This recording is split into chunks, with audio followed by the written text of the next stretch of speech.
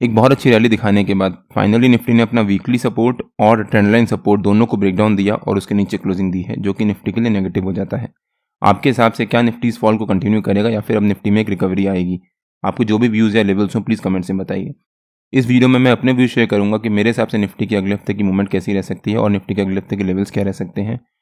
उसी के साथ साथ निफ्टी की मंडे यानी कल की मूवमेंट और कल के लेवल्स क्या रह सकते हैं। अगला हफ्ता निफ्टी के लिए काफ़ी इंपॉर्टेंट होने वाला है, सो वीडियो बिना स्किप करे अंत तक जरूर देखिएगा।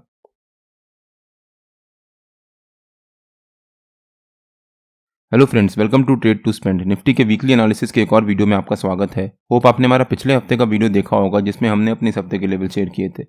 हमने कहा था कि 22,530 निफ्टी का इस हफ्ते का रेजिस्टेंस रह सकता है और 22,222 वो निफ्टी का इस हफ्ते का सपोर्ट रह सकता है। निफ्टी ने एग्जैक्टली 22,530 के आसपास जाकर रेजिस्टेंस लिया और हमारा जो सपोर्ट था 22,222 उसके नीचे क्लोजिंग दी है इस हफ्ते, जो कि निफ्टी के लिए नेगेटिव हो जाता है। प्लस निफ्टी वीकली बेसिस पे इस ट्रेंड लाइन से सपोर्ट ले रहा था और लगातार उसको सस्टेन कर रहा था। फाइनली इस हफ्ते निफ्टी ने उसको ब्रेकडाउन दिया है और एक स्ट्रॉन्ग कैंडल से ब्रेकडाउन दिया है, जो अगेन निफ्टी के लिए दूसरा नेगेटिव हो जाता है। इस ट्रेंड लाइन सपोर्ट के बारे में हमने अपने पिछले हफ्ते के वीकली एनालिसिस के वीडियो में डिटेल में डिस्कस भी किया था। अगर आपने हमारा वीकली एनालिसिस का वो वीडियो नहीं देखा है तो उसका लिंक मैंने डिस्क्रिप्शन में डाल दिया है और आपको ऊपर यहाँ पर आई बटन में मिल जाएगा।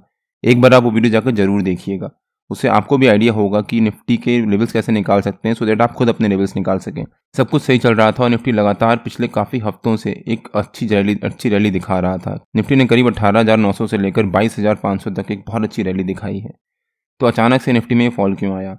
अगर आप ध्यान से देखो तो निफ्टी ने यहाँ पर जितने भी लोगों ने कॉल बाई करके बैठे होंगे या फिर यहाँ पर जितने भी लोगों ने फ्रेश एंट्री ली होगी जब निफ्टी ने यहाँ पर एक डिप दिखाया था, उनको यहाँ पर अच्छा खासा प्रॉफिट हो रहा होगा और वो लगातार अपनी पोजीशंस को month on month roll over कर रहे होंगे। जितने भी बड़े प्लेयर्स होते हैं वो अपनी पोजीशंस को एक लॉन्ग टर्म के लिए देखते हैं, तो वो लगातार उस पोजीशंस को रोल ओवर करते रहते हैं। अब उनको यहाँ पर प्रॉफिट हो रहा होगा और बहुत अच्छा प्रॉफिट हो रहा होगा। आज इलेक्शन कमीशन ने इलेक्शन की डेट रिलीज करनी है, उसके बाद गवर्नमेंट कुछ भी नई पॉलिसीज या फिर कुछ भी नए चेंजेस अमेंडमेंट्स नहीं ला सकती। तो जितने भी इन्वेस्टर्स हैं, जो बड़े इन्वेस्टर्स बैठे हुए हैं यहाँ पर होल्ड करके, वो अपनी पोजीशंस को थोड़ा सा डाइल्यूट करेंगे। वो सिर्फ एक ट्रिगर का वेट कर रहे थे। ट्रिगर मतलब कोई एक ऐसा इवेंट जिसके बहाने वो अपनी पोजीशंस को स्क्वायर ऑफ कर सकें या फिर वो अपने एग्जिट कर सकें। पहला एक इंपॉर्टेंट ट्रिगर या फिर एक इंपॉर्टेंट एलिमेंट हो गया इलेक्शन, क्योंकि अगले 1.5-2 महीने में इंडिया में इलेक्शंस होंगे। प्लस जो सुप्रीम कोर्ट ने एसबीआई को इंस्ट्रक्शंस दिए हैं कि वो इलेक्टोरल बॉन्ड का डेटा रिलीज करे, वो एक ट्रिगर का काम किया।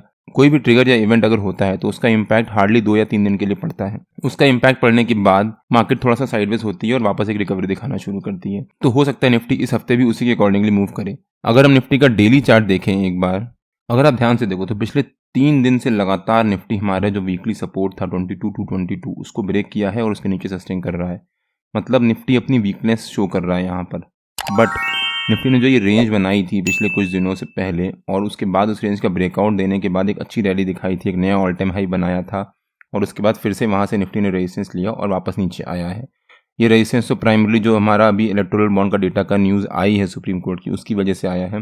बट निफ्टी ने फाइनली हमारा जो वीकली सपोर्ट था उसके नीचे सस्टेन करना शुरू किया है। अब जो निफ्टी ने ये रेंज बनाई थी, इस रेंज का जो लोअर लेवल है वो निफ्टी का एक इंपॉर्टेंट सपोर्ट बन जाता है। अगर निफ्टी उसको भी ब्रेक करके उसके नीचे सस्टेन करता है तो हो सकता है निफ्टी में नेगेटिविटी रहे या फिर निफ्टी में और फॉल आए। इसीलिए मैं कह रहा था कि ये हफ्ता निफ्टी के लिए काफ़ी क्रूशियल है और अगर निफ्टी हमारा जो इस हफ्ते का वीकली सपोर्ट है, जिसके बारे में हम लोग इस वीडियो में आगे डिस्कस करेंगे, उसको ब्रेक करके उसके नीचे सस्टेन करता है तो हो सकता है निफ्टी में और फॉल आए।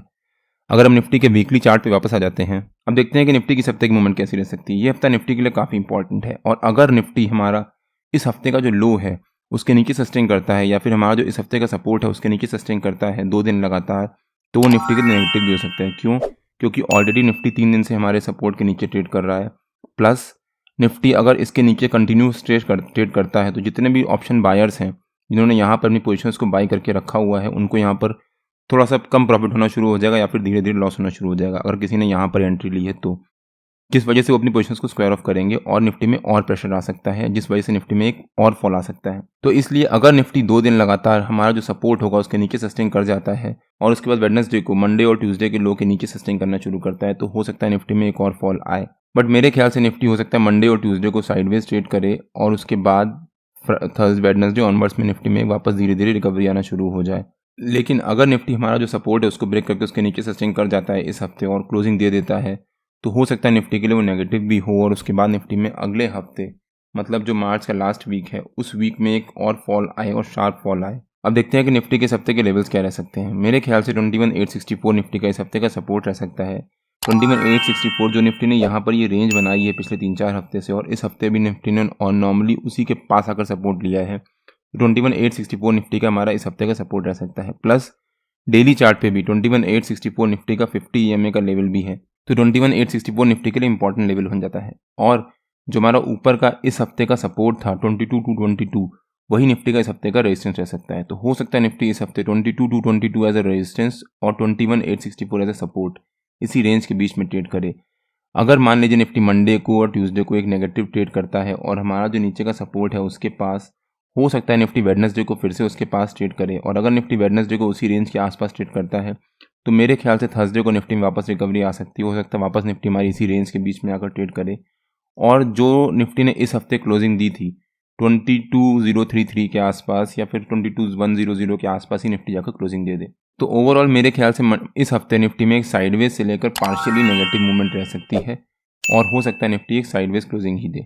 होप आपको आइडिया हुआ होगा कि निफ्टी के इस हफ्ते के लेवल्स क्या रह सकते हैं। अगर आपकी कुछ क्वेरीज हो तो प्लीज़ कमेंट से बताइए, मैं उसको आंसर देने की पूरी कोशिश करूंगा। अब देखते हैं कि निफ्टी की मंडे यानी कल की मूवमेंट कैसी रह सकती है और निफ्टी कल के लेवल्स क्या रह सकते हैं। अगर हम निफ्टी के 15 मिनट के चार्ट पे आ जाते हैं, निफ्टी ने हमारे नो ट्रेडिंग जोन के नीचे के लेवल के पास एक गैप डाउन ओपनिंग दी, उसके बाद निफ्टी ने वहां से एक बहुत अच्छी रिकवरी दिखाई और अगली 15 मिनट की कैंडल में पहली 15 मिनट की कैंडल के हाई के पास जाकर रेजिस्टेंस लिया और वहां से एक शार्प फॉल दिखाया और हमारा जो नो ट्रेडिंग जोन का नीचे का लेवल था उसी को ब्रेक डाउन दिया, वापस नीचे की तरफ एक बहुत ज़बरदस्त फॉल दिखाया। जो निफ्टी का वेडनेसडे का लो था ये हमारा फ्राइडे का नीचे का थर्ड टारगेट होता, बट मैं किसी काम में बिजी हो गया था जिस वजह से मैं अपना डेली एनालिसिस का वीडियो फ्राइडे को अपलोड नहीं कर पाया था।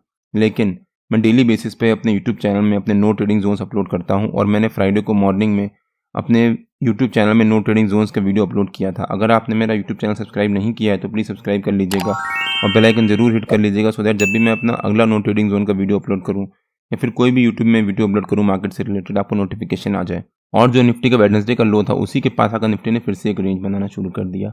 फिर जो निफ्टी ये रेंज बना रहा था उसका जो हाई था 21,971 के आसपास, वहाँ से निफ्टी ने ब्रेकआउट दिया और उसके बाद निफ्टी ने ऊपर की तरफ एक बहुत अच्छी रिकवरी दिखाई और जो निफ्टी का 50 EMA का लेवल था वहाँ से निफ्टी ने फिर से एक रेजिस्टेंस लिया और जो ये रेंज का हाई था उसी के आसपास आकर निफ्टी ने क्लोजिंग दी है, जो कि निफ्टी के लिए एक इंपॉर्टेंट लेवल हो जाता है।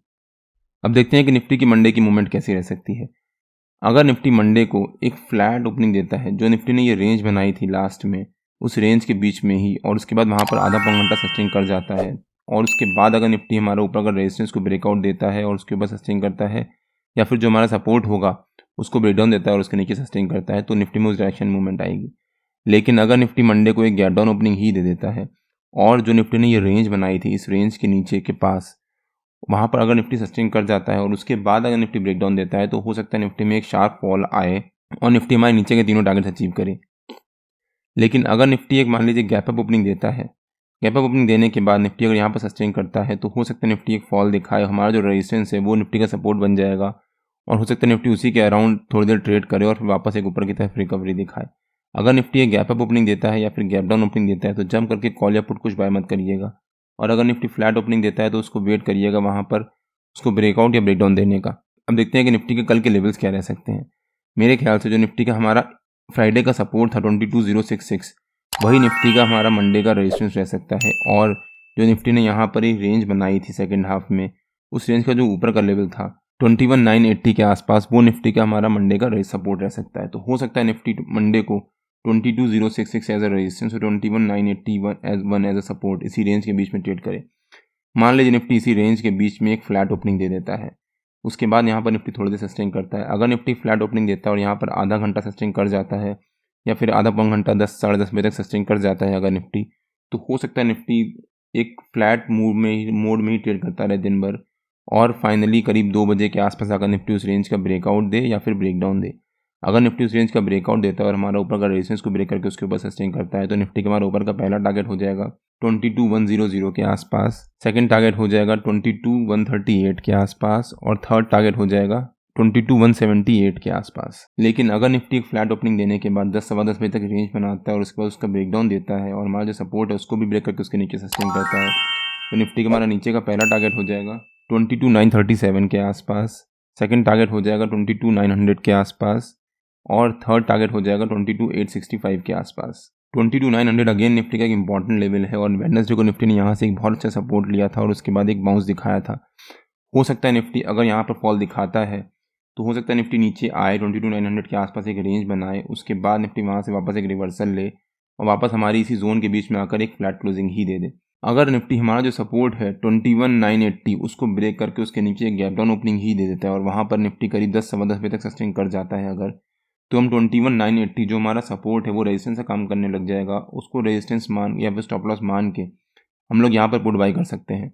हो सकता है उसके बाद निफ्टी में एक नीचे की तरफ फॉल आए, लेकिन अगर निफ्टी एक गैप डाउन ओपनिंग देता है तो वहाँ पर आधा पौन घंटा 10 सवा 10 बजे तक वेट करिएगा। अगर 10 बजे तक निफ्टी थोड़ी सी वीकनेस दिखाना शुरू करता है और निफ्टी के जो हैवी वेट्स हैं जैसे कि रिलायंस हो गया, अगर वो भी नेगेटिव रहता है तो हम यहाँ पर पुट बाई कर सकते हैं विद 21,980 एज अ रेजिस्टेंस या फिर स्टॉप लॉस। लेकिन मुझे चांसेस हैं कि अगर निफ्टी गैप डाउन ओपनिंग देता है हो या हो सकता है यहाँ पर निफ्टी 10 सवा 10 बजे तक सस्टेन करे और उसके बाद निफ्टी वहाँ से एक रिकवरी दिखा दे।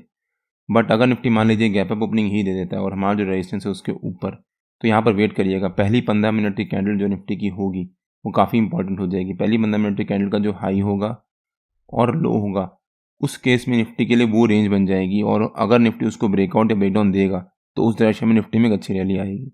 मान लीजिए निफ्टी गैप अप ओपनिंग देता है और यहाँ पर 10 सवा 10 बजे तक सस्टेन कर जाता है, अगर निफ्टी यहाँ सस्टेन करता है और निफ्टी के जो हैवी वेट्स हैं वो भी पॉजिटिव रहते हैं तो हम यहाँ पर कॉल बाय भी कर सकते हैं और हो सकता है उसके बाद निफ्टी में रिकवरी आए, लेकिन स्मॉल क्वांटिटी, और जो हमारा रेजिस्टेंस है वो सपोर्ट का काम करने लग जाएगा। तो 22,066 को एक स्टॉप लॉस मान के हम यहाँ पर कॉल बाय कर सकते हैं और उसके बाद वहाँ से हो सकता है निफ्टी में एक रिकवरी आए, लेकिन स्मॉल क्वांटिटी और जल्दी बुक करिएगा प्रॉफिट, क्योंकि हो सकता है निफ्टी यहाँ से एक रिकवरी दिखाए 22,138 के पास आए और यहाँ से फिर से निफ्टी रेजिस्टेंस लेना शुरू कर दे। निफ्टी और बैंक निफ्टी के जो भी लेवल्स होते हैं वो रेगुलर बेसिस पे मैं अपने फ्री टेलीग्राम चैनल में पोस्ट करता रहता हूँ। अगर आपने मेरा फ्री टेलीग्राम चैनल ज्वाइन नहीं किया है तो उसका लिंक मैंने डिस्क्रिप्शन में डाल दिया है और आप मेरे को टेलीग्राम में ट्रेड टू स्पेंड नाम से सर्च मार के ज्वाइन कर सकते हैं। अगर आपको वीडियो अच्छा लगा हो तो please like share and subscribe और बेल आइकन जरूर हिट कर लीजिएगा सो दैट जब भी मैं अपना अगला वीडियो पोस्ट करूँ आपको नोटिफिकेशन आ जाए। मंडे को मार्केट में मिलते हैं। टिल देन जय श्री राम एंड जय हिंद।